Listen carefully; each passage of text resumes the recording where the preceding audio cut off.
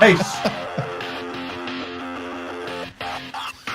Hey, this is the Prophet with Nick Black. It's time to chit chat. You know nothing about blockchain. We here to fix that. You want the news on them new stocks? This where you get that. So go and grab you a nice chair. It's time to sit back and talk to Prophet. hey, it was nice of Mark to go 2.5 minutes long, but we're going live with Nick Black in 5, 4, 3, 2.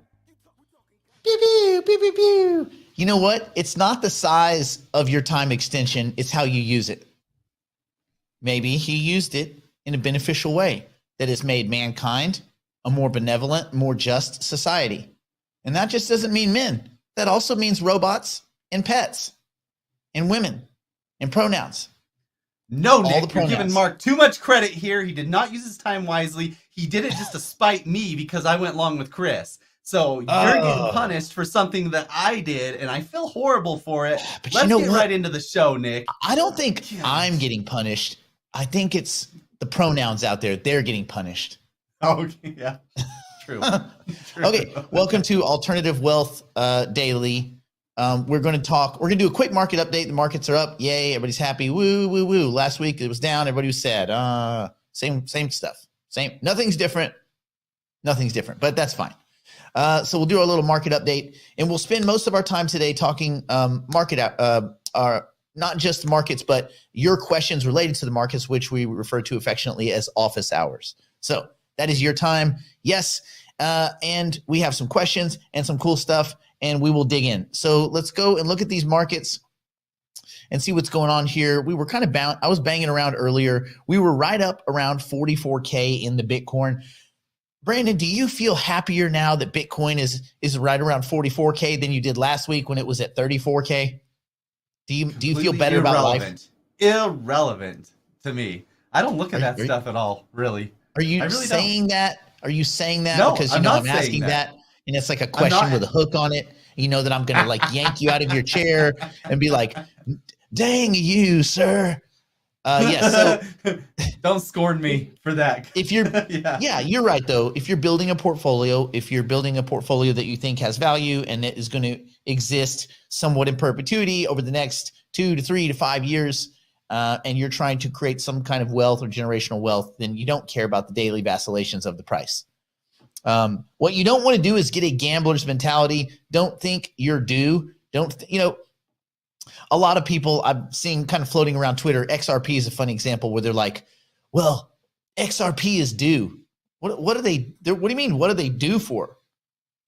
They already did, right? The price of XRP, the price of any asset is accurate. The price is always accurate. Price is always right.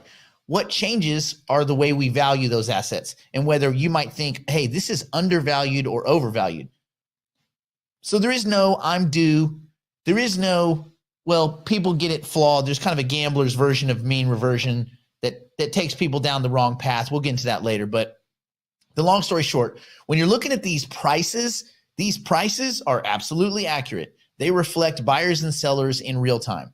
Matter of fact, these prices are much more accurate than the equity space, where you have a bunch up of orders that kind of pass in through the morning trading, early hours trading, extended hours, right? And then into the market that has a cutoff time. For crypto, no cutoff time. No cutoff time. So we do more in 3.5 days than the rest of the equity markets do in their entire week, right? Which is weak. Okay, and so these prices are much more accurate. So never get mad at the prices. Never say, "Oh, the price is low." The price. Look, it's your value along these things. That being said, what were some interesting kind of standouts? Well, Bitcoin has become this geopolitical ping pong ball in many senses, where at the one side they say, we're going to step on all this Russian money. We're going to make the oligarchs poor, which, by the way, it's probably not going to work out great for Vladimir. If you make all the rich people mad, that's the one group you don't make mad. Don't make the rich guy mad. Like when I was a little kid, I would go like running through the yards. Like, don't go run through that yard. That's the rich dude. That like we just know by inferential data, we know in our DNA, don't make the rich dudes mad. So this is what's happening. So it's kind of crazy, but half of everybody said, oh, well, you know, what if Russia uses Bitcoin? We have to, well, you know, what's cool? This will probably increase. It will certainly increase a lot more eyeballs towards crypto, because a lot of these things that are happening, like turning SWIFT off, weaponizing finance, when you see all those food lines and all the lines to the ATMs in Russia from all the people that they don't have any control over invasions and stuff, they're getting stepped on like everyone else. So a lot of people right now are looking and saying, you know, crypto's not such a bad idea when stuff like this happens. And then there's the other half that are saying, oh man, you know, we're going to have to be careful about this crypto stuff escaping the, you know, whatever. Anyway, at some point, the world is going to just kind of get in tune and go, okay, these digital assets are here. These ledgers are distributed. There's really not much way to freeze any of this stuff. If you hold private wallets, if you keep your assets spread out on a variety of exchanges, no one can step on you. That feels very good, right? I shouldn't, but if I have to go murder 34 people and get on a plane and go to some non-extradition country, guess what I have the second I get off the plane? I got all my money. And if they have Wi-Fi on the plane, I got my money while I'm on the plane. Well, what? So that is all to say that when you're looking at the crypto space, try to look at what the world is going to look like, what the beauty contest is going to look like 3 to 5 years from now. John Maynard Keynes said that the equities markets in general, they're not true determinant of value. They are beauty contests, right? The ugliest person at a beauty contest can win if a bunch of people collaborate and say that that's the prettiest person. It doesn't matter who's the prettiest. It matters who people think is the prettiest, and that's the equity space. Financial markets, math markets are a little bit different, where monetary inputs actually matter. But the stock market is not that, evidenced by the last 2 years of nonsensical behavior. Well, the crypto market is not completely immune from all of the activity in the greater equity space. You see it, right? When everybody panics, everybody runs in the same direction. But it seems like the crypto space bounces back much quicker. Part of that is 24 hours a day trading. Part of that is the people in the crypto space, they may not know any better, right? They may not look at the equity space because they may not care. Or they may just go, that the whole thing's quagmire and I don't care. I like crypto. And some of it may be that there are dislocations between crypto and the greater equity space, because the crypto space is more like financial markets, true financial markets, where monetary inputs matter, right? When you start talking about inflation and things like this, and you have to quantify it, you can't just say whimsical things like they do at the Fed. You actually have to show where the money inputs are. And so this is why things can look the same in a panic and then quickly separate. And you've seen that the crypto space pretty much quickly separated. And we've had a few of these kind of greater, setbacks in the equity space, which we should get many more. This whole thing should melt down. The whole equity space should completely melt down, like 50% right off the top, haircut, before you get to anything that even looks like where there's value. But that's not my place to say. My place to say is that crypto tends to bounce back quicker. So when you see these dips, now that we're on the other side, and of course, tomorrow it could be red, the next day, whatever. But right now we're in a kind of a green environment. And now you look back on those red days last week and you realize how valuable they were to have entered positions, because you could buy the stuff that you liked at a discount. Brandon, did you get anything last week? Did you jump in on anything? Yeah, bought Ethereum like crazy last week. I think that was the right play for me, given what I research and what I do. And I'm happy with the trades that I made.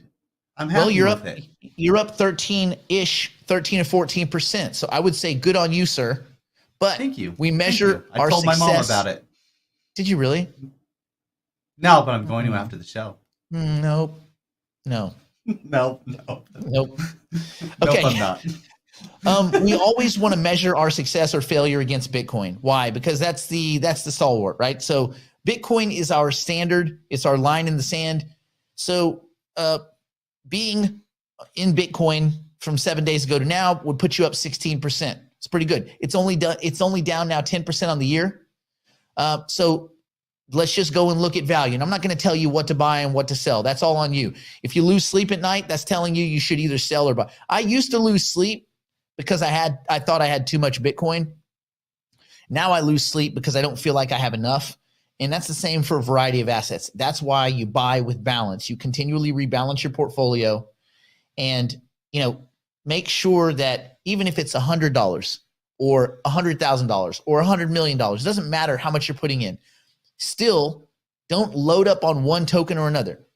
Buy a balance of these assets in your portfolio. If these tokens represent 50%, then buy all of those tokens in equal proportion to continue to maintain some semblance of portfolio balance.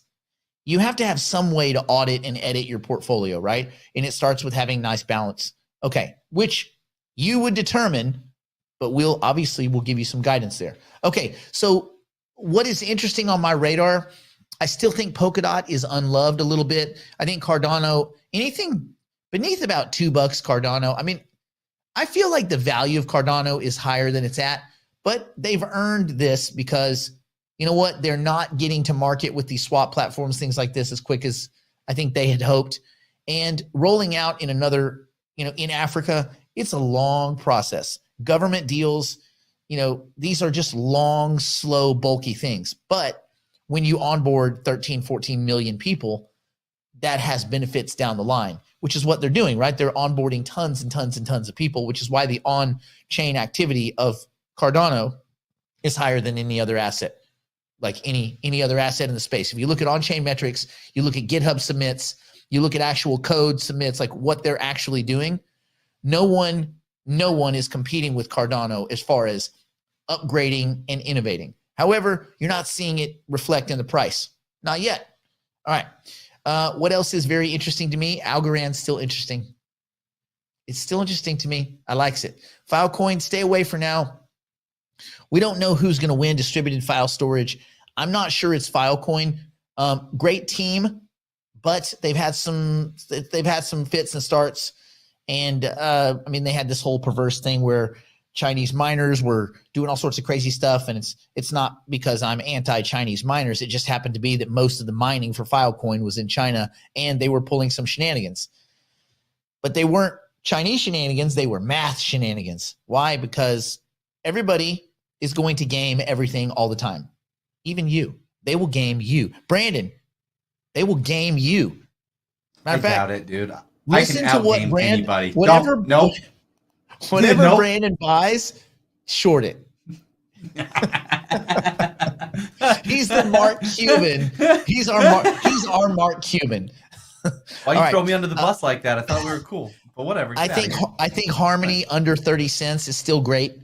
So I've been dollar cost averaging, adding, obviously, and I even added the two, or I added 3 coins between last week and now that I went in a little bit heavier because I was a little bit underweight, and those were Harmony, those were Algorand, and those were Ethereum. So those are the ones that I had felt like I was losing sleep at night because I felt like I don't know if I have good representation of these tokens based on what I think the next couple of years is going to look like.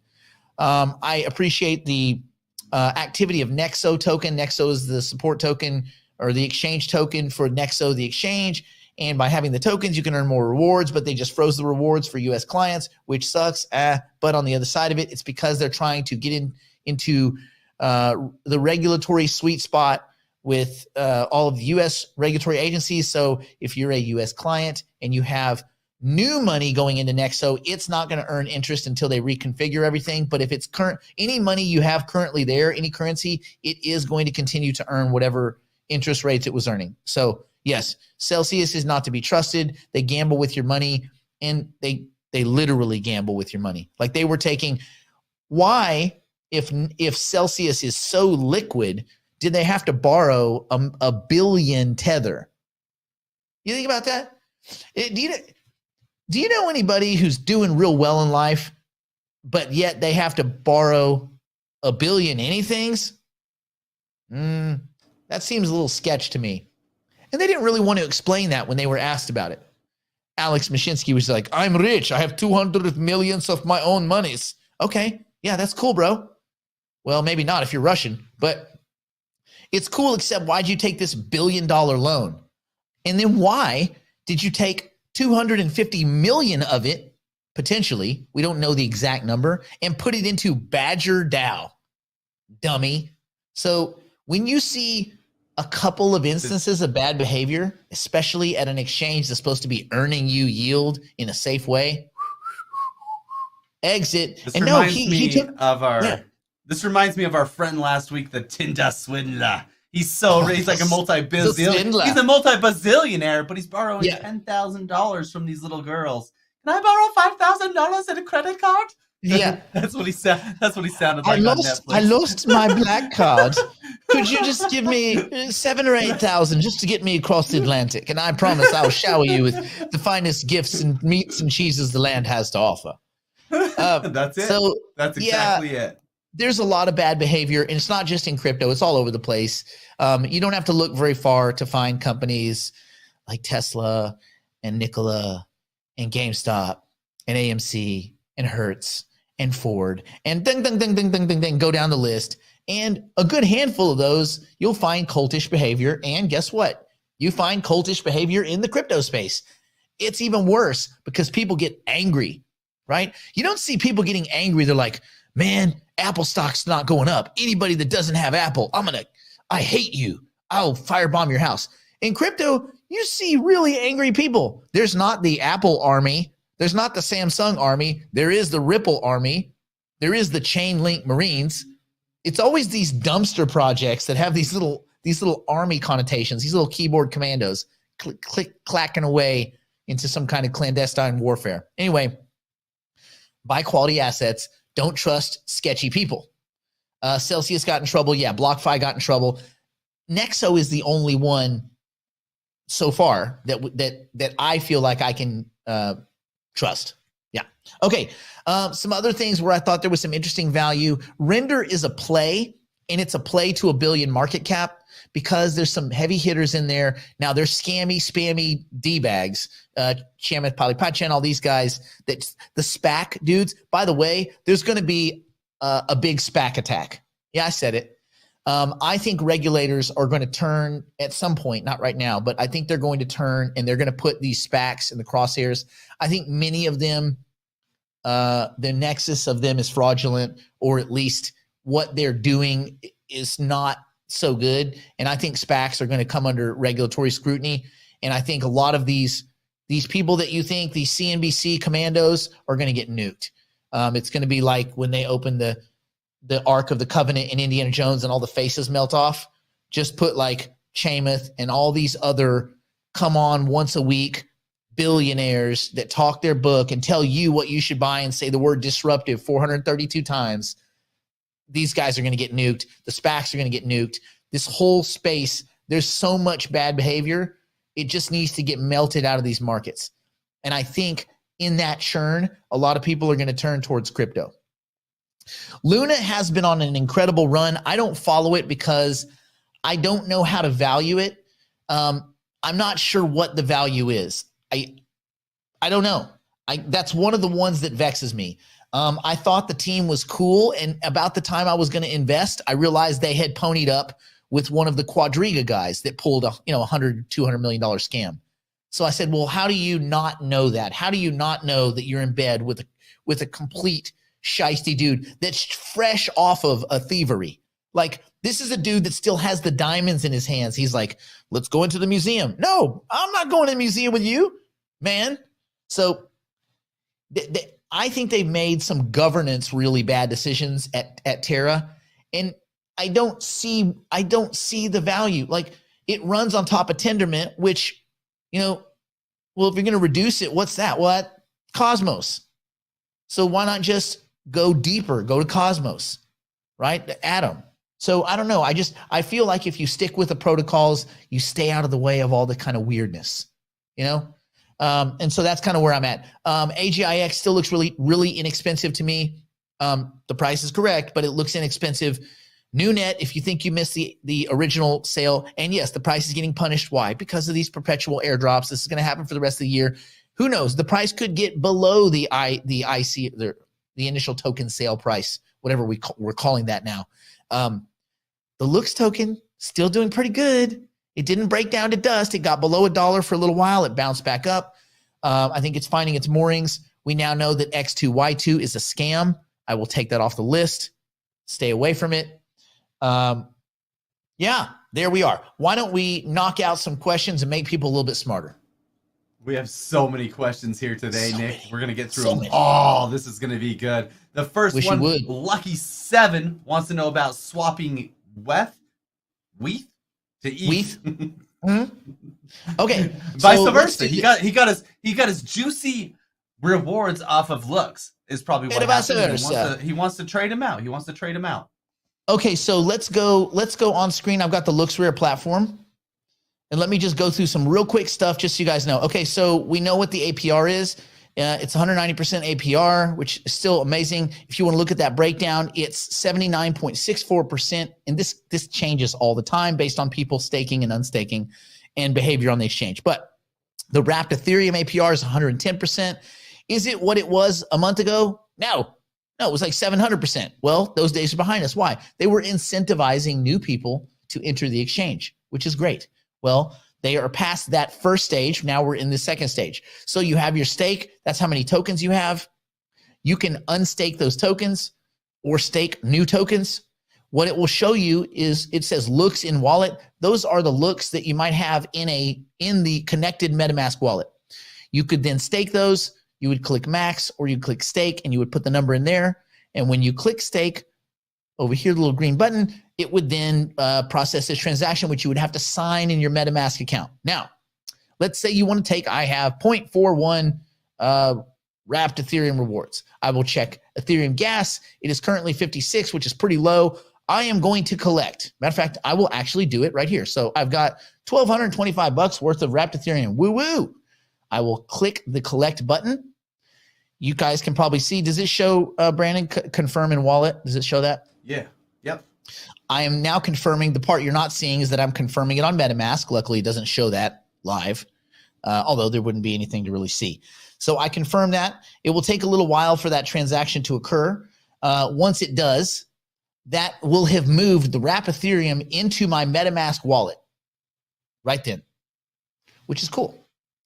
And so we don't have to wait around for this. This will just happen as a natural function whenever the transaction clears. So now once you're in MetaMask, then it becomes, we can go to a different screen. Transaction confirmed. Woo-woo. So now if I refresh, notice in my Ethereum, wrapped Ethereum 0, I have now moved that wrapped Ethereum into MetaMask. Woo-woo. Now you say, okay, well, how do I get from wrapped Ethereum to Ethereum? Very easy. You go into your MetaMask account. You click on assets. Under the assets, you'll scroll down. You will have wrapped Ethereum, WETH. You click on that, and it gives you two options, send and swap. Well, you click swap, and the coin that you select is Ethereum or any other Ethereum token. You might want to get more Looks tokens. You might want to do whatever you might want to do, but that's how you would do it. You would do it as a swap. And just real quick, when you're doing that, set your slippage to 1.1%. I found that to be the best balance between a low slippage and actually not banging, breaking transactions. So there you go. I think we nailed that one. Did we not nail that one? Yeah, that's a pretty simple concept, obviously, but super important too, because you need to get your WETH into something you can actually use. Next question here from Steve-O. And you can use, by the way, real quick, you can use MetaMask to swap into Looks token. Yeah, there we go. Too true. Okay. Steve-O wants to know if you get rewards if your stuff is stored on a cold wallet instead of a hot wallet. Do you get airdrops and things like that? Usually not. Usually not. Now, sometimes, yes. Sometimes they are dropping it. Well, it kind of depends. When they take a snapshot, a network snapshot, even if your assets are on a private wallet, on a cold wallet or whatever, that snapshot still captures the fact that you own those tokens. They may put stipulations in for certain airdrops, for certain staking. There may be stipulations. For instance, you need to, mostly to stake, you have to direct your tokens, at least their voting power, at a staking pool. If you can do that through the wallet, yes. If you cannot do it, no. It's that simple. So you need to look at the rules for staking and make sure that that protocol allows you to direct tokens from a private wallet, a ledger, a Trezor, any of the private wallets. You need to make sure that they allow that behavior. And it's case by case. There's no general rule. Cool? Bam. Perfect. So the next member here, this is an interesting question. Do you want to buy coins at their lowest point, or do you want a dollar cost average into coins that you've bought and higher? Yes. I agree. Okay, so we're on the same page on that one. Good. You're right on both. Yeah, you do want, would love to buy coins at their lowest point. Problem is, if you didn't get coins on day one, you might not get that lowest point. Or how do you know what the lowest point is? How do you know that the lowest point is not just the medium point of much lower lows to come? And so because we don't know these things, because we can never know these things, all we can really do is dollar cost average into assets that we really like. Stick with dollar cost averaging, stick with portfolio balance. The rest will sort itself out. Yay. Yep, that adds up. All right, so Jeff here is staking on, and trades on KRAKEN, wants to know if staking rewards for Algo, why did they drop to 1%? What's going on, Nick? What did you do? You don't need to stake Algorand at KRAKEN. There's a private Algorand wallet. Just look up private Algorand wallet. You can stake directly with Algorand. Just stake directly with them. It's the leanest, cleanest, easiest way to do it. And then you don't have to worry about any platform risk. Perfect. Voila. All right. And last question here. This is a banger. Are you ready? All right. So Coinbase sweepstakes on ETH. Is it worth staking ETH over on Coinbase? What's happening? Man, I ain't staking nothing on Coinbase. I like Coinbase. Coinbase is a great place to go. It's like a hotel. Hey, it's a great place to visit, but I don't want to live there. So no, I'm not going to be staking through Coinbase. I do like KRAKEN in some cases, but mostly I want to go directly to the protocols. Directly. And if not, Nexo. And if not those, then don't stake. Remember, don't go running around trying to stake to get 2, 3, 4, 5% when these assets do, as you've seen, 16% a week. Think about it. In the last 4 days, you made more than all of the staking rewards you can make and all of the work it would take to do all of that. So just keep it in mind that staking rewards are great, but don't go and lose tokens and break stuff and lose your stuff in order to achieve those 5, 4, 6, 7%. It's not worth it. That's a few days in crypto. So grab those multiples. Hey, real quick before you wrap up, there's a question in the chat that I want to answer really quickly, just because there seems to be some stress about the question. It looks like Jore can't find his looks. Your looks are probably there in your MetaMask account. You just can't see them because you haven't added the custom token to your MetaMask account, but they are there. So don't get stressed out. Maybe we can go through it next time on how to go to the screen. I'll answer that real quick. Go to the screen. I can tell you there's a button to push.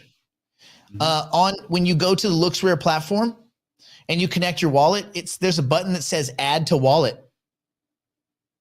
Whoop, whoop, whoop. Add to wallet. You see that? Add to wallet right there.